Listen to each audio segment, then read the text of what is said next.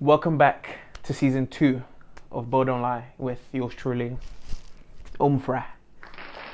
And in today's episode, we're going to be talking about Kyrie, what on earth is going on with Kyrie, and also talk a little bit about Ben Simmons as well, if he's going to stay, if he's going to go. And we'll talk a little bit also about the preseason games, even though I've only watched a little bit. NBA preseason games don't really do much for me, and same with this season as well. I mean, there are a couple of pointers we'll talk about. Obviously, we'll talk about the Lakers 360 and all, you know what I mean? And we'll talk a little bit about the Bulls as well. I want to touch on the Bulls. And yeah, we'll find something to talk about. But first of all, I want to start by thanking you guys for, again, all the support that you've given me back end of last season, liking, sharing, supporting. I mean, it's not forgotten, you know what I mean? And yeah, same this season. This season, it's a lot of things I have planned. It's a lot of things I have planned for you guys. You guys, take time out your day to watch, like, share, subscribe. Keep doing that. Season 2, it's gonna be bigger, better things, and yeah, let's get into it. First of all, Kyrie Irving. What on earth is going on with Kyrie Irving? So if you haven't heard, which you probably would have, because Humphrey only posts when the stories literally died a week ago. But Kyrie Irving, he's saying he don't want to take the vaccine for whatever, believes or whatever reason. He don't want to take the vaccine, and apparently, nowadays, Adam Silver says you have to take the vaccine or else you won't play. And most states in America, if you don't get vaxxed, you don't play. But Kyrie, nowadays he's like, I don't know if he's enlightened or whatever he has going on. He don't want to play. He don't want to get vaccinated. So obviously he's not going to play. And apparently in the state of New York, you can't play in competitive, sports if you're not vaccinated. So that would mean he's going to miss 41 games of the regular season, and also going to miss the playoffs, which I presume the Nets will get there. And in that case, what's the point of having a player on your team, especially an important player like Kyrie Irving? Not only for the Nets, but for the league as well. We want to see him. I'd say Kyrie is one of my favorite players currently in the NBA. You know what I mean? His game, he's too techie. He's too good.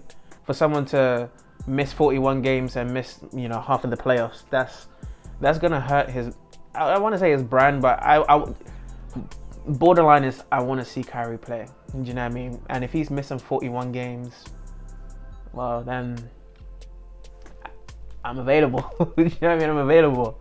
I've got 41 games in these legs. I love the game.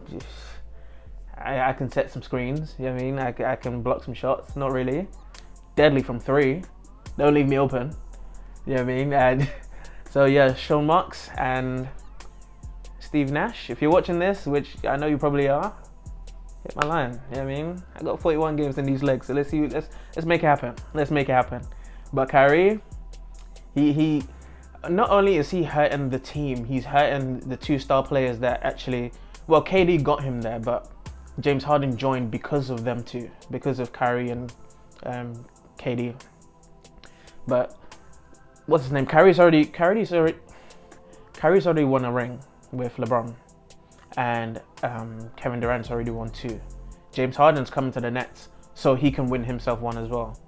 So if he's coming to the Nets thinking, we're gonna be a big 3, we already have good supporting pieces around us, and then Kyrie's out here, I'm all for having your own opinion, standing up for what you believe in, and all that stuff. That's cool. I'm all for that.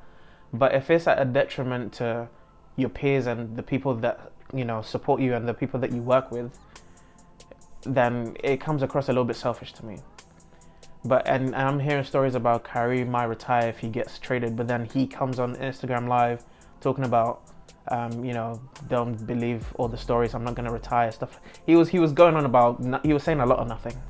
And personally, I feel like he does need to, he does need to get vaccinated, or else I don't see why the Nets will have him in the team. And it's a little bit weird playing him away from home, and then you come home and he's not there. How do you practice? How do you train?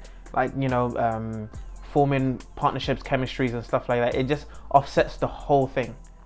So I think if it goes on like this and he doesn't get vaccinated, I think the Nets should do what's best for them and just tell him to go kick rocks, unfortunately. And it pains me to say it, because I love watching Irving play. I love watching Kyrie play. Do you know what I mean? But yeah, and you'd think it would be like a quiet NBA, off season and stuff like that. But yeah, this has literally occupied most news headlines, and it's reached ball don't lie. So here you go. That's my opinion on the Kyrie situation. I think he should either get vaccinated or the Nets should let him go, because the thing is, you'd think due to injuries last season, the Nets, the injuries to their big three actually, the Nets couldn't reach the ultimate goal, which was even get to the finals, let alone win a championship, and they got knocked out by the eventual champions, the Bucks. But this season, all three players are fit. They have Joe Harris back, which I'm not even gonna talk about him, but he in the regular season he shows up. They got Blake back, LaMarcus Aldridge as well. Shout out to him. He came back from heart problem that he had. They addressed one issue, which was the rebounding and their inside presence. They brought back, obviously, like I said, LaMarcus Aldridge came back. They brought in Paul Millsap as well. They have Nicholas Claxton as well. He's a great addition to the Nets. Obviously, letting go of Jarrett Allen has created all this space for them, and they've addressed the issues really well. And I just feel like with this whole Kyrie situation, it's just one thing they did not need. It's one thing they did not need. But we'll see how it pans out. Like I said, these things happen, and players have a change of mind. Even what's his name? And what is this guy's name? Andrew Wiggins, draft day. Andrew Wiggins. He didn't want to get vaccinated at first. He came out with some story about, I don't know, whatever, and eventually he changed his mind, got vaccinated. Now he can play all Warriors home and away games. But it's like, you already know the deal. If you don't get vaccinated, you don't play.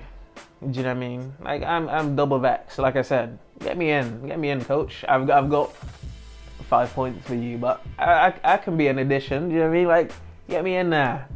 But anyway, moving on to Ben Simmons.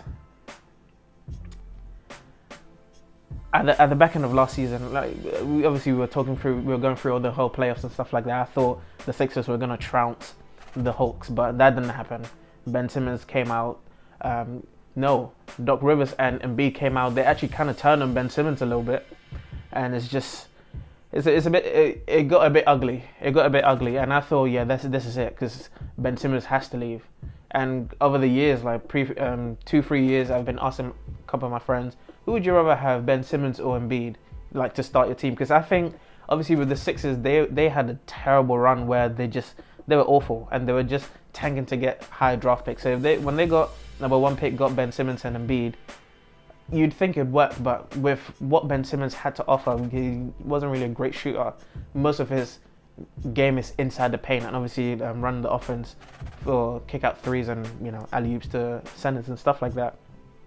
You can't have a center and a player like Ben Simmons. It just won't work. And obviously it's proof that the proof is in the pudding. It just hasn't worked. It just has not worked. And stories have come out saying that Simmons is back at Philadelphia. He's been vaccinated, all of that stuff, but they're not sure if he's going to play or not. And it's just another story where it's just caused a lot of uncertainty. You know what I mean? And that's one thing you do not need, especially if you're a team with title aspirations. It just won't work. But we'll see. And I keep saying we'll see how it happens, but we will see what happens. And the season's only on Tuesday. This video will probably come out on Tuesday, but this video will come out soon, and we will see how things pan out within the season. And also, like I said, I was watching a couple preseason games where I've seen the Bulls. The Bulls actually look good. I really like how the Chicago Bulls have been. I spoke about them a little bit in the previous video. If you haven't seen that, check it out as well. How they got Alex Caruso, is that his name? Yeah, Alex Caruso, Zach LaVine, and Lonzo Ball. Amazing three. And DeRozan, they have DeRozan as well. DeRozan, he's the type of player he's not one of my favorites. I'm not gonna lie. It's something about DeRozan I just don't like. Maybe because he don't shoot threes and he's a little bit predictable to me, in my opinion. But him being drafted from the Raptors to the Spurs, it wasn't really a great fit for him. I'm actually glad he left there. And with him, Lonzo, especially those two, you could see that them leaving the Spurs and the Pelicans respectively is brought like a new lease of life into their game and just them in general, because they're two players that are really laid back and kind of like, you know, a bit too cool for school, a bit chill with it. But them going to the Bulls with Zach LaVine, Caruso, Nicholas Vucevic, quality center, it's heavily underrated in my opinion.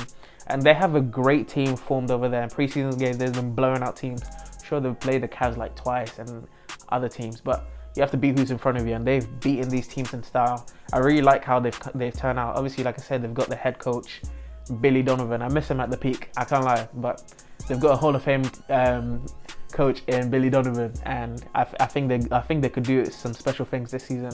They're one of my dark horses to in the playoffs if they get in, which I think they will. So we'll keep a close eye on them this whole season and see how it turns out. But like I said, don't forget to like, share, and subscribe. We're going to be doing bigger and better things this season, season 2 of Ball Don't Lie, and it's the 75th anniversary of the NBA as well. But this second season of Ball Don't Lie, yeah, there's going to be some special things. It's a lot of things I have lined up, and I can't wait for you guys to see. Follow me on the socials as well, like I keep saying. I'm going to try and tweet more. I've been terrible on Twitter. I'm going to try to tweet more, and follow me on Instagram, Twitter, and TikTok. I'm on TikTok too, so follow me on that one. So follow me on TikTok, Instagram, and Twitter at BallDontLieUk. Don't forget to subscribe as well. Hit the post notification bell, and see you guys in the next one. Season starts on Tuesday. We have the Nets versus the Bucks, and also the Lakers versus the Golden State Warriors. We didn't even talk about the Lakers. I mean, we can touch on them quickly. LeBron, AD, and Westbrook. That 360 thing that they've got going on. I don't know. Obviously, they're 0-6 in the preseason. But like I said in my last video, if you haven't seen it, over there, they look like a team that I think, anyway, they'll probably end up in like the 3rd, 4th seed. They won't really expend too much energy like that. But obviously, once it gets to the playoffs, that team reeks of experience. Do you know what I mean? Fingers crossed they don't get injured, or any important player gets injured. I see them going really far. I mean, they have LeBron. You know what I mean? In the 19th season, the guy's still top 5 in the league. That's insane. I'm really excited to see what the Lakers look like this season. So we'll see how that goes. And yeah, see you guys in the next one. Ball Don't Lie.